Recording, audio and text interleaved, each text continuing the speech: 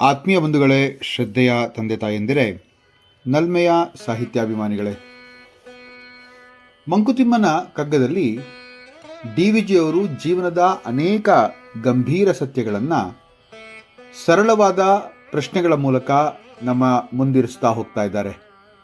ಅಂತಹ ಅತ್ಯಂತ ತಾತ್ವಿಕ ಮತ್ತು ಆತ್ಮಾವಲೋಕನಕ್ಕೆ ಪ್ರೇರೇಪಿಸುವಂತಹ ಕಗ್ಗಗಳಲ್ಲಿ ಈ 132ನೇ ಕಗ್ಗ ಕೂಡ ಒಂದು ಮಹತ್ವದ ಸ್ಥಾನವನ್ನು ಪಡೆದಿದೆ ಅಂದರೆ ತಪ್ಪಾಗಲ್ಲ.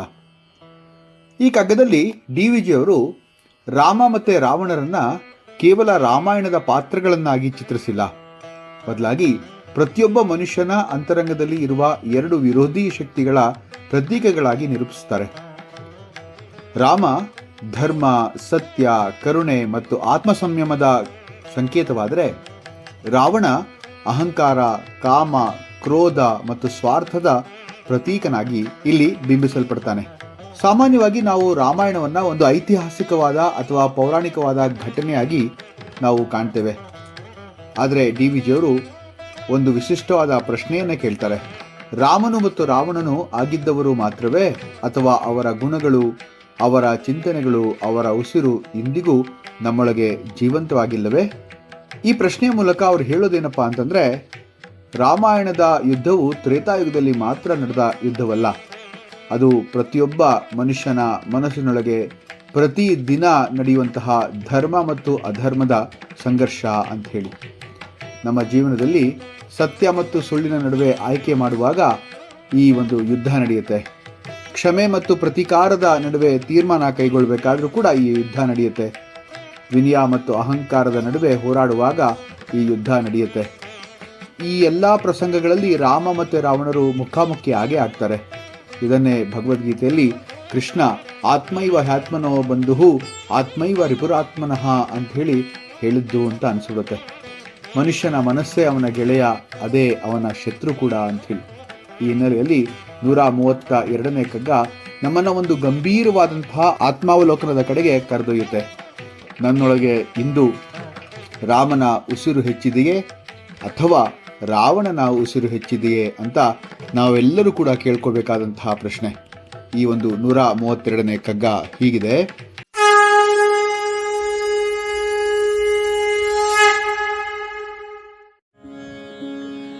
ರಾಮನುಚ್ಛ್ವಾಸವಲೆದಿರದೆ ರಾವಣನೆಡೆಗೆ, ರಾಮನುಂ ದಶಕಂಠನೆಲರನು ಸಿರಿರನೆ. ರಾಮ ರಾವಣರು ಸಿರ್ಗಳಿಂದು ನಮ್ಮೊಳಗಿರವೆ, ಭೂಮಿಯಲ್ಲಿ ಪೊಸತೇನೋ ಮಂಕುತಿಮ್ಮ ಮಂಕುತಿಮ್ಮ. ಈ ಕಗ್ಗದಲ್ಲಿ ರಾಮಾಯಣವನ್ನು ಕೇವಲ ಒಂದು ಪುರಾಣ ಕಥೆಯಾಗಿ ನೋಡಿಲ್ಲ ಅಂತ ಹೇಳಿದೆ. ಅವರು ರಾಮ ಮತ್ತು ರಾವಣರ ಮಾನವನ ಅಂತರಂಗದಲ್ಲಿ ಸದಾ ನಡೆಯುವ ಧರ್ಮ ಅಧರ್ಮದ ಸಂಘರ್ಷದ ಪ್ರತೀಕಗಳಾಗಿ ಇಲ್ಲಿ ಡಿ.ವಿ.ಜಿಯವರು ಚಿತ್ರಿಸ್ತಾ ಹೋಗ್ತಾರೆ. ರಾಮನು ರಾವಣನ ವಿರುದ್ಧ ಹೋರಾಡಲು ಉಸಿರಾಡಲಿಲ್ವೇ? ರಾವಣನು ತನ್ನ 10 ತಲೆಗಳೊಂದಿಗೆ ಉಸಿರಾಡಿದ ಅಲ್ವಾ? ಆ ರಾಮ ರಾವಣರ ಉಸಿರು ಇಂದು ನಮ್ಮೊಳಗೆ ಇಲ್ಲವೇ? ಅಂದರೆ ಪ್ರತಿಯೊಬ್ಬ ಮನುಷ್ಯನೊಳಗೂ ಕೂಡ ರಾಮನೂ ಇದ್ದಾನೆ, ರಾವಣನೂ ಇದ್ದಾನೆ ಅಂತ ಅಲ್ವಾ? ನಮ್ಮ ಪ್ರತಿಯೊಂದು ನಿರ್ಧಾರವು ಇವರಿಬ್ಬರ ನಡುವಿನ ಯುದ್ಧದ ಫಲ ಅಂತಂದರೆ ಅದು ಅತಿಶಯೋಕ್ತಿಯಲ್ಲ. ರಾಮನು ಶ್ವಾಸವಲ್ಲದಿರೆ ರಾಮನು ಉಸಿರಾಡದೆ ಬದುಕಿದ್ನೇ? ರಾವಣನೆಡೆಗೆ ರಾವಣನ ವಿರುದ್ಧ ಯುದ್ಧ ಮಾಡುವಾಗ ದಶಕಂಠನು 10 ತಲೆಗಳಿದ್ದ ರಾವಣನು ಕೂಡ ಉಸಿರಾಡದೆ ಬದುಕಿದ್ನೇ? ರಾಮ ರಾವಣ ಋಷಿಗಳಿಂದು ನಮ್ಮೊಳಗಿರವೇ ಅಂದರೆ ಇಲ್ಲಿ ಪ್ರಶ್ನೆ ಕೇಳ್ತಾ ಇದ್ದಾರೆ ಅವರು. ಅವರ ಜೀವಶಕ್ತಿ, ಅವರ ಗುಣಗಳು ಮತ್ತು ಮನೋಭಾವಗಳು ನಮ್ಮೊಳಗೆ ಇನ್ನೂ ಜೀವಂತವಾಗಿಲ್ವೇ? ಭೂಮಿಯಲ್ಲಿ ಪೊಸತೇನೋ? ಹಾಗಿರುವಾಗ ಇಲ್ಲಿ ಹೊಸ ವಿಚಾರ ಏನು ಅಂಥೇಳಿ ಡಿ.ವಿ.ಜಿಯವರು ಕೇಳ್ತಾರೆ.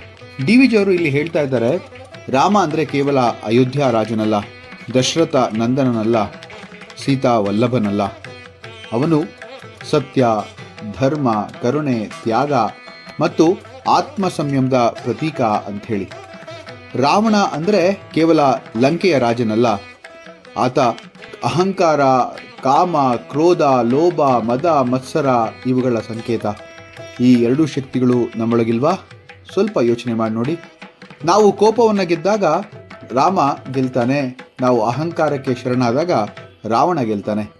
ಭಗವದ್ಗೀತೆಯಲ್ಲಿ ಒಂದು ಸುಂದರವಾದಂತಹ ಮಾತು ಹೇಳ್ತಾರೆ, ಕಾಮ ಏಷ ಕ್ರೋಧ ಏಷ ರಜೋಗುಣೋ ಸಮುದ್ಭವ ಮಹಾಶನೋ ಮಹಾಪಾಪಾತ್ಮ ವಿದ್ಯೇನ ಮಹಿ ವೈರಿಣಾಂ ಅಂಥೇಳಿ.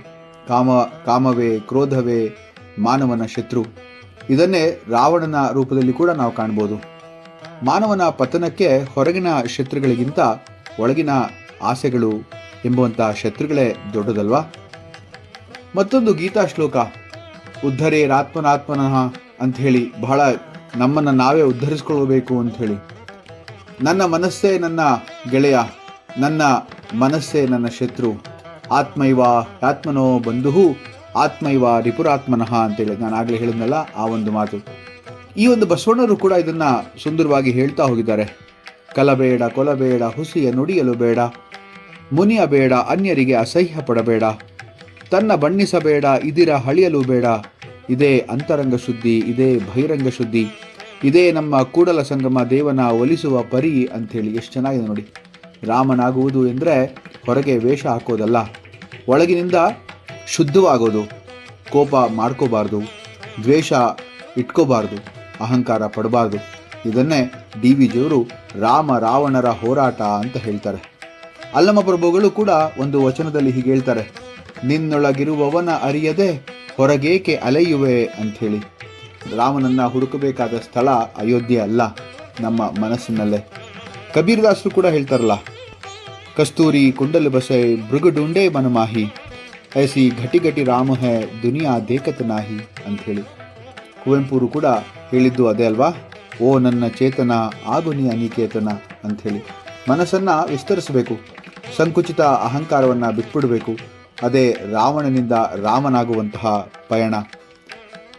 ರಾಮನು ರಾವಣನನ್ನು ಕೊಲ್ಲುವುದಕ್ಕಿಂತ ಮುಂಚೆ ತನ್ನ ದುಃಖವನ್ನು ಗೆದ್ದ, ಕೋಪವನ್ನು ನಿಯಂತ್ರಿಸಿದ, ಅಧಿಕಾರದ ಆಸೆಯನ್ನು ತ್ಯಜಿಸಿದ.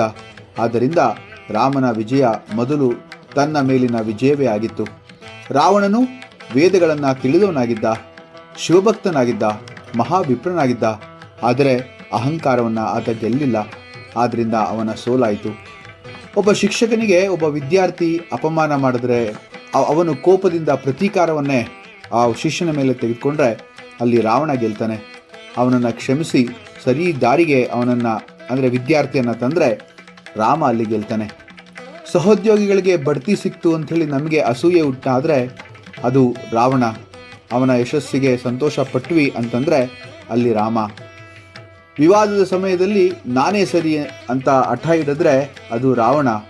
ನಮ್ಮ ಸಂಬಂಧ ಮುಖ್ಯ ಅಂತ ಮಣಿತಾ ಹೋದರೆ ಅಲ್ಲಿ ರಾಮ ಇರ್ತಾನೆ ಅಂಥೇಳಿ. ಡಿ ವಿ ಜಿಯವರ ಅದ್ಭುತ ಸಂದೇಶ ಈ ಒಂದು ಕಗ್ಗದೊಳಗೆ ಮೂಡಿ ಬಂದಿದೆ. ರಾಮನು ಎಲ್ಲೋ ತ್ರೇತಾಯುಗದಲ್ಲಿ ಹುಟ್ಟಿದವನಲ್ಲ, ರಾವಣನು ಸತ್ತು ಹೋದನು ಅಂತ ಅಲ್ಲ. ಅವರೆಲ್ಲರೂ ಕೂಡ ನಮ್ಮ ಆಲೋಚನೆಗಳಲ್ಲಿ, ನಮ್ಮ ನಿರ್ಧಾರಗಳಲ್ಲಿ, ನಮ್ಮ ಮಾತುಗಳಲ್ಲಿ, ನಮ್ಮ ವರ್ತನೆಯಲ್ಲಿ ಪ್ರತಿದಿನ ಹುಟ್ಟುತ್ತಾರೆ, ಪ್ರತಿದಿನ ಸಾಯ್ತಾರೆ. ಈ ಕಗ್ಗ ನಮಗೆ ಒಂದು ಮಹತ್ತರವಾದಂಥ ಒಂದು ಉಪದೇಶವನ್ನೇ ಕೊಟ್ಟುಬಿಡುತ್ತೆ. ನಿನ್ನೊಳಗೆ ರಾಮನ ಉಸಿರು ಹೆಚ್ಚಿದೆಯೋ ಅಥವಾ ರಾವಣನ ಉಸಿರು ಹೆಚ್ಚಿದೆಯೋ ಅಂತಕ್ಕಂಥದ್ದು ನಮಗೆ ನಾವೇ ಹಾಕ್ಕೊಳ್ಬೇಕಾದಂತಹ ಒಂದು ಪ್ರಶ್ನೆ. ಪ್ರತಿದಿನದ ಜೀವನದಲ್ಲಿ ಸತ್ಯವನ್ನು ಅರಿಸುವುದು ರಾಮ, ಅಹಂಕಾರವನ್ನು ಅರಿಸುವುದು ರಾವಣ. ಹೀಗೆ ಡಿ ವಿ ಜಿಯವರು ಅತ್ಯಂತ ಸರಳವಾಗಿ, ಅತ್ಯಂತ ಗಂಭೀರವಾಗಿ ಇಲ್ಲಿ ಈ ಒಂದು ಕಗ್ಗದಲ್ಲಿ ಹೇಳ್ತಾ ಹೋಗ್ತಾರೆ. ರಾಮಾಯಣವು ಒಂದು ಪುರಾತನ ಕಥೆಯಲ್ಲ, ಅದು ಪ್ರತಿಯೊಬ್ಬ ಮನುಷ್ಯನ ಹೃದಯದಲ್ಲಿ ಪ್ರತಿದಿನ ನಡೆಯುವಂತಹ ಯುದ್ಧ. ಆ ಯುದ್ಧದಲ್ಲಿ ರಾಮನನ್ನು ಗೆಲ್ಲಿಸುವುದೇ ನಮ್ಮ ಅಂದರೆ ಮಾನವ ಜೀವನದ ಸಾಧನೆ ಅಂತ ಹೇಳಿ. ಮುಂದಿನ ಕಗ್ಗದೊಂದಿಗೆ ಮತ್ತೆ ಭೇಟಿಯಾಗ್ತೇನೆ. ನಮಸ್ಕಾರ.